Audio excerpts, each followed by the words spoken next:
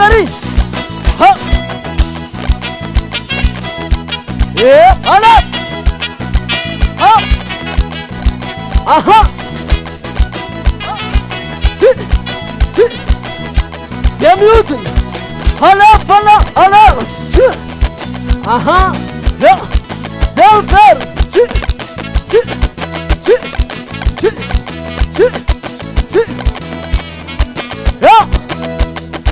Da hora.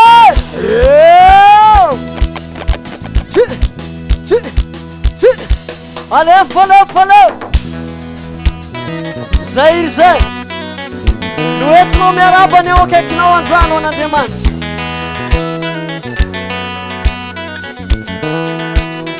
Olha, Eva! Mas saiava com a B. Tudo falhando. De caravana. Am fica diabo tão fumado. Me fala fica diabo. Olha, e não merece que eu amo. Fica aí. Olha só, fica diabo. Aham. E não merece que eu amo. Aí sai letando lá. Miurana. Olha, fala. Asa minha notícia.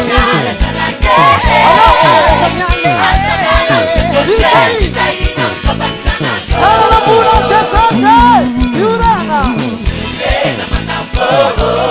Asa minha notícia.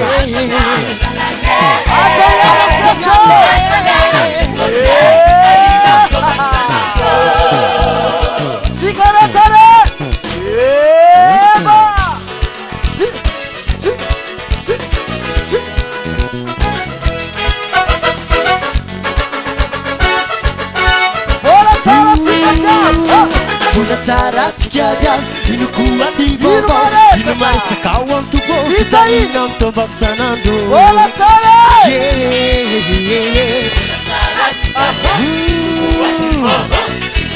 fica aí, não tô vacinando. A toda mulher tá no meio. A sua energia. Asa minha lei. Fica aí.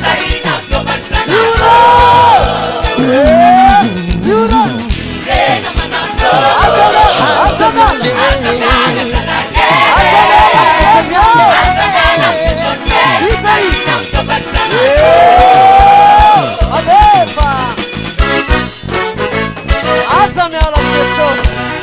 Paisano muito não. Yurena. Asa minha lá. Yurena. Asa minha lei. Yurena.